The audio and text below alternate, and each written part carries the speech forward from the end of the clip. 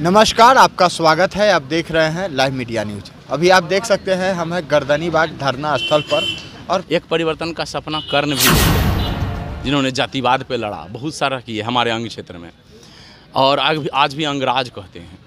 देखिए, परिवर्तन का सपना हमारे आनंद मूर्ति जी देखे हैं। इन्होंने प्रौत लिखा है। प्रौत के लिए ही बहुत बड़ा कष्ट हुआ था आनंद मूर्ति जी को। झूठ मूठ का जेल डाला गया था, बहुत सा चीज़ हुआ, बहुत सारा कष्ट हुआ हम लोगों को। लेकिन ये अनवरत चल रहा है और चलता रहेगा तब तक जब तक हम व्यवस्था बदल ना देंगे। आप क्या समझते हैं, हम सरकारों से सिर्फ हाथ जोड़ करके अन्ना हजारे की तरह जो है लोकपाल मांग करेंगे? नहीं, हम लोग बदल देने वाले हैं। अगर सरकार नहीं बदले, हमारी बात को ना माने, तो सरकार हम बनाएंगे, ठीक है? और आप कहेंगे ये हास्यास्पद होगा। नहीं, 1% मोरलिस्ट नैतिकवान जिस दिन जुड़ गया हमारे साथ, उस दिन हम पूरी दुनिया को बदल। आपको पता है भारत की आज़ादी में क्या 100% भारतीय लड़ा था? ईमानदारी से बोलिए तो चमचा भी था। यही चमचा लोग झांसी की रानी को भी मरवाया, यही चमचा लोग हमारे जो फ्रीडम फाइटर था उस सबको मरवाया। भारत की आज़ादी में कुछ ही लोग जगह थे, वैसे कुछ लोग जो देखे ये कम लोग था। मतलब समझते हैं इसके बैकअप में भी कितना लोग होगा, ठीक है, लाखों लोग। तो ये लोग मिल करके निश्चित रूप से परिवर्तन बहुत सारा लाने लगा है और ला दिया है और ला देगा पूरी तरह। हम लोग ये राजनीति, लोकतंत्र, परिवर्तन ही सब नहीं, आर्थिक लोकतंत्र लाना चाहते हैं। आप लोग राजनीति के से बहुत दूर हैं और आर्थिक लोकतंत्र की मांग कर रहे हैं। आर्थिक आज़ादी की मांग। भगत सिंह सपना देखा था, जेल में लिखा था, उसके डायरी को दबा दिया गया। लोगों के बच्चा के मुंह पे रहना चाहिए भगत सिंह का सपना क्या था, यही कि ईवीएम से वोट डालोगे तीर में, डालोगे लालटेन में चला जाएगा, कमल में डालोगे तो उधर चल जाए। अरे बेवकूफ़, टेक्नोलॉजी वाला अमेरिका जो है हटा दिया ईवीएम को। अब बेवकूफ़ राष्ट्र अंग्रेजी भाषा में पढ़ेगा, अंग्रेजी में जॉब करेगा और ईवीएम से वोट देगा।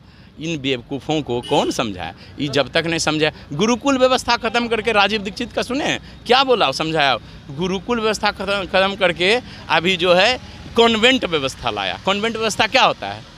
इंग्लिश जो स्कूल कॉन्वेंट व्यवस्था होती है उसको किसको बोलते थे?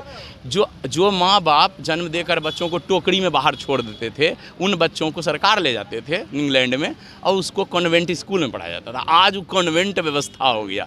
अंग्रेज़ों ने 500 बनाया, अब तो 5000 से ज़्यादा कॉन्वेंट स्कूल खुल गया। गुरुकुल कहाँ गया आपका, जिससे कि राष्ट्र मजबूत था?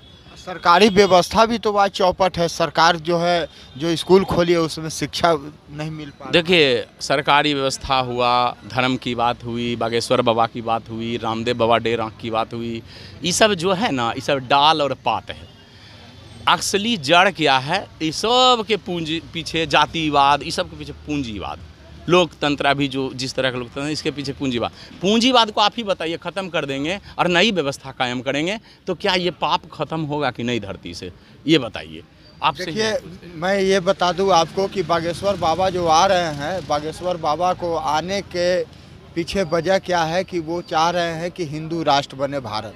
लेकिन यहाँ सुप्रीम कोर्ट के एक जज साहब का बयान आया था कि आप जो है एक गांव को तो हिंदू राष्ट्र नहीं बना सकते हैं, इसलिए नहीं बना सकते हैं कि उस गांव में हर समाज के लोग हैं, और हिंदू राष्ट्र आप कैसे बनाइएगा? लेकिन ये धर्म के नाम पर, अंधविश्वास के नाम पर करोड़ों अरबों रुपया जो खर्च हो रहा है, उस पर आप क्या कहना चाहेंगे?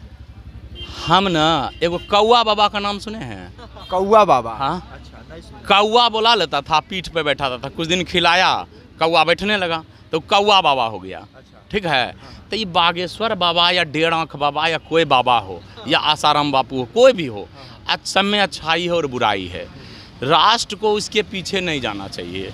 क्यों कि कौआ बुला लिया। अब हमारे साथ भी कुछ चमत्कार हो रहा है। मैं बोलूँगा आपको तो मेरा पूजा करना शुरू कर दीजिएगा। हनुमान जी से ज़्यादा बागेश्वर जी का पूजा शुरू हो गया। तो ये अंधविश्वास नहीं है। और दूसरी बात, अपने देश ही एक ऐसा मूर्खता का परिचय दिया जहां आसाराम का भी 4 करोड़ फॉलोअर बन जाता है।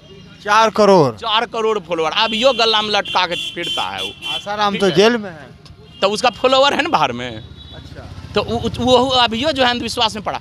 देश जो है, देश को इन्हें भूलना। एक और बाबा खाली बजवाया था और गोबर खिलाया था कोरोना में कि कोरोना ठीक था, लोग कोरोना ठीक हो जाएगा। ये सब अंधविश्वास है भैया। तो पढ़े लिखे लोग थे जी। अंधविश्वास में पढ़ के अंधविश्वास में पड़ के आए थे वो तो पढ़े लिखे लोग थे। पढ़े लिखे लोग थे, लेकिन आप क्या कहते हैं यहाँ अच्छा पढ़े लिखे ही नहीं था, जो किडनी चोर था यहाँ पर कंकड़बाग में MBBS करके किडनी चोरी कर रहा था, तो उसी को पढ़े लिखे आप कहते हैं। तो ये परिभाषिक व्यवस्था ख़त्म करना होगा ये सोच। और रहा बात, हम ऐसा नहीं है कि बीजेपी ही विरोधी है। नीतीश और लालू का जो लड़का है यहीं खड़ा होकर क्या बोला था, हम तुम लोग बैठो टीचर वाला, फिर से बैठो, कौन उठाएगा। और हम यहीं बोले थे, ए तेजस्वी जी आप भी बैठिएगा सरकार में, आप भी जो है यही खदर बदर करिएगा, आप भी हमको नौकरी नहीं दीजिएगा। टीचर वाला आंदोलन यहाँ हुआ था। अब फिर तेजस्वी बैठा भी क्या करिए, नम्मा पास BPSC से टीचर बनाएंगे, ठीक है। अरे गधा, 10 से 15% बड़ा मुश्किल से पास हुआ था BTET स्टेट में, हाँ। अब उसको 16 गो परीक्षा तुम टीचर, तो तुम जर्मनी की तरह पेमेंट भी MBBS से ज़्यादा दोगे। और जो स्टेट पास किए उसको जब से स्टेट पास किए तब से पैसा जोड़ के दो, अगर है असली औकात तो, है ना। और अगर बकवास हो तो जनता को बेवकूफ़ बनाओ। हम इंटेलेक्चुअल, हम समझदार लोग तो तुमसे बेवकूफ़ नम्मा पास से नहीं न बनेंगे। तो बाबा बागेश्वर जी आ रहे हैं पटना के नौबतपुर में, उस पर आप लोग की क्या राय है? देखिए, बाबा बागेश्वर को पहले लोगों को समझना चाहिए। अंधविश्वास में पढ़ के हम कुछ गलत कर सकते थे, लेकिन बाबा बागेश्वर पर्ची बाबा जो हैं, इनको लोगों को समझना चाहिए कि उसको ईश्वर या अध्यात्म चाहिए कि चमत्कार। तो जादूगर पास चल जाओ, रोज़ नया चमत्कार दिखाएगा। पर्ची का क्या कम है, बहुत सा चीज़ दिखाएगा। अच्छा, लोग कहते हैं कि जब बाबा पर्ची निकालते हैं तब पुलवामा हमला हुआ था, उसमें ये पर्ची क्यों नहीं निकाल रहे हैं कि कौन उसमें हमला करवाया था? अरे इसका अपना पर्ची नहीं होगा कि कब पृथ्वी पर रहेगा,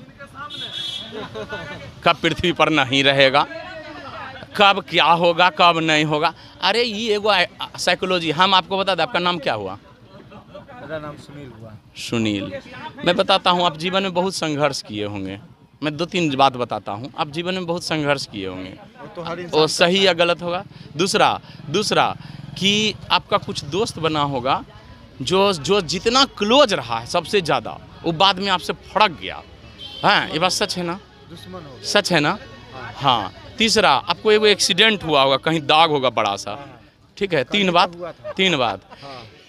ऐसा 100 गो बात बता देंगे तो हम बागेश्वर बाबा हो गए। ठीक है, क्या बात है। देखिए, ठीक है, ये देखिए, एक नौबतपुर में आ रहे हैं और एक गर्दनी बाग में है बागेश्वर बाबा, जो हमारी भविष्यवाणी बता दी है।